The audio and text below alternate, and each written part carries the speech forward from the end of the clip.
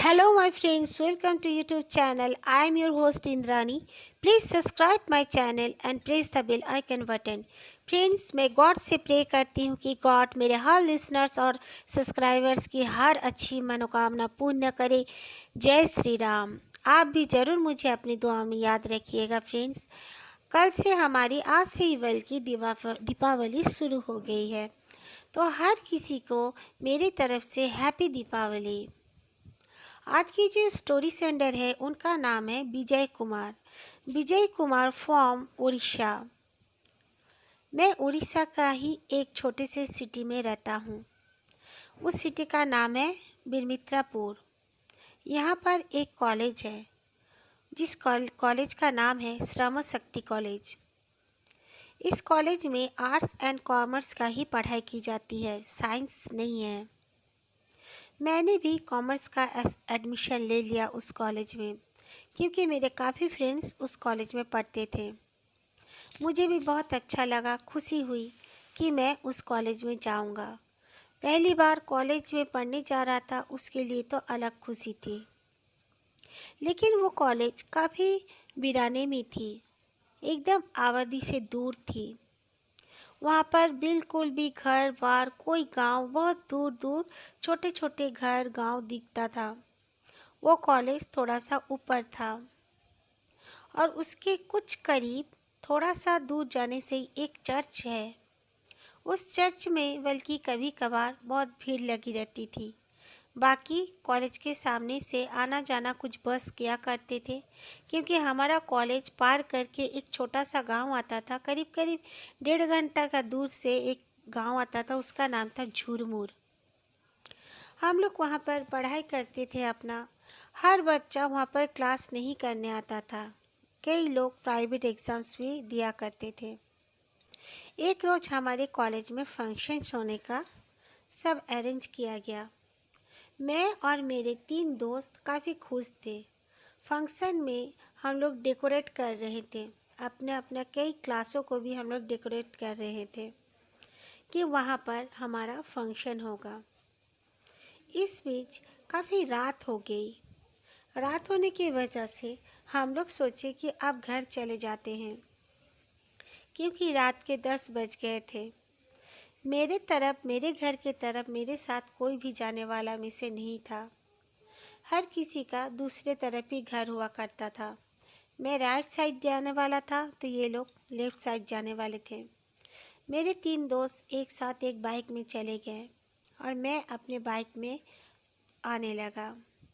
आते आते मैं देखता हूँ कि एक लड़की बीचों बीच रास्ते की खड़ी है, बिल्कुल वाइट कपड़ों में, और उसका जो ड्रेस है घुटने तक ही है।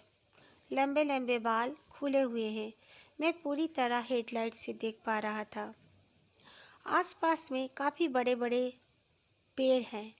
पेड़ के अलावा कुछ नहीं है। कॉलेज और एक कुछ दूरी पर बस एक चर्च ही था। मैं अपनी धुन में मैं सोचा साइड से मैं चला जाऊंगा, होगी ये लड़की कोई, या चर्च की कोई नन वगैरह होगी। मैंने उतना ध्यान नहीं दिया। मैं जाते जाते मैं जब उसको क्रॉस किया तो उसने जैसे अचानक से मेरा नाम कॉल किया। मैं सोच में पड़ गया कि इस लड़की को मैं तो नहीं पहचानता हूँ, कौन है ये, क्योंकि मुझे उसकी सूरत बिल्कुल नहीं दिखी थी तब तक। उसने जब मुझे नाम कॉल किया तो मैं सोचा ज़रूर ये मुसीबत में होगी, मैं इसे मदद कर देता हूँ। मैं खड़ा हो गया। खड़ा होकर मैं पीछे मुड़कर देखा तो कोई नहीं था। मुझे बहुत आश्चर्य हुआ कि अभी अभी एक लड़की थी वहाँ पर, पूरी सीधी तरह रोड है, वो कहाँ चली गई। और यहाँ पर आसपास में कोई गांव भी नहीं है, और चर्च भी अगर जाती तो उसे चलते हुए रोड में ज़रूर दिखती, लेकिन ऐसा कुछ नहीं था। मैं अपने रास्ते फिर से आने लगा। आते आते फिर से मैं देख रहा हूँ कुछ दूर पर वही लड़की बिल्कुल उसी तरह खड़ी है। मैं अचानक से थोड़ा डर गया। मुझे लगा ये कौन हो सकती है। अगर ये कोई इंसान होती तो मेरे पहले ये यहाँ पर कैसे पहुँच जाती, क्योंकि मैं तो बाइक में हूँ और वो तो पैदल है। फिर उसने मुझे हाथ दिखाकर रोकने का इशारा किया तो मैं रुक गया। रुकने के बाद मैंने जब पूछा कि कौन हो तुम, इतनी रात के यहाँ पर क्या कर रही हो, तो वो बोली कि मुझे आगे तरफ थोड़ा छोड़ दो। मैंने कहा ठीक है चलो, कहाँ जाना है। तो वो मुझे उस तरफ जाने के लिए बोल रही थी जहाँ पर कोई आबादी ही नहीं है, कोई घर ही नहीं है, वहाँ पर बस जंगल ही जंगल है। मैंने मना कर दिया। मैंने कहा नहीं, वो जंगल रास्ता है, मैं उस तरफ नहीं जाऊँगा। तो वो गुस्से में बोलने लगी, एक लड़की के अंधेरी रात में तुम थोड़ा मदद भी नहीं कर सकते। तो मैंने कहा नहीं, मैं उस तरफ नहीं जा सकता क्योंकि वहाँ पर जंगल है। पूरा जंगल 1 घंटा पार करने के बाद जाकर वहाँ पे रोड आता है। मैं जानता हूँ, मैं नहीं जाऊँगा। बोलकर मैं जब आगे बढ़ने लगा तो मेरी गाड़ी ही स्टार्ट नहीं हो रही थी। अब मैं काफ़ी डर चुका था। मैंने अपना गाड़ी जब स्टार्ट करने के लिए मैं उतर गया कुछ देखने के लिए, लड़की बिल्कुल मेरे सामने ही खड़ी थी। उसके पैर मुझे अच्छी तरह से दिख रहे थे, उसके पैर उल्टे नहीं थे। बट अचानक से उसका चेहरा जैसे बदलने लगा। उसके आँखों के आगे जैसे आँखों के नीचे जैसे काले गड्ढे हो गए और उसका नाक भी एक सुराख था। वो नाक नहीं था उसके नाक की जगह में।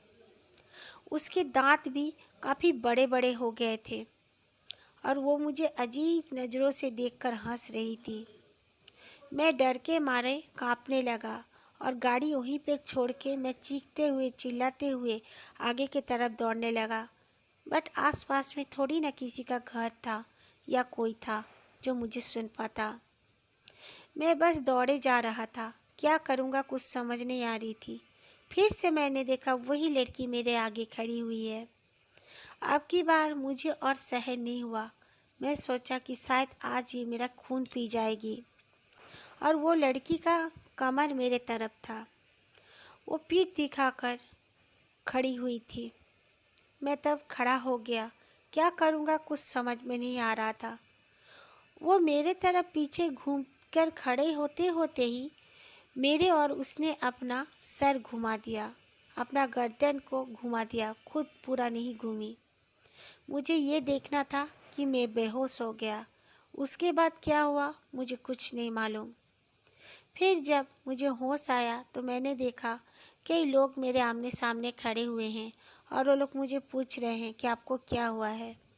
मेरे सर में भी चोट लगी हुई थी और मेरे हाथ पैर में भी जैसे किसी ने नोचा था। बट मुझे छोड़ दी इसीलिए मुझे लगता है क्योंकि मेरे गले में बजरंग बली का एक ताबीज़ था। वो बजरंग बली के मंदिर में पूजा करके मुझे पंडित जी ने दिया था और मैं उसे हमेशा पहने रहता था। मेरी माँ ने ही मुझे पहनाया था। शायद उसके लिए मैं बच गया, नहीं तो क्या पता उस दिन मेरे साथ क्या होता।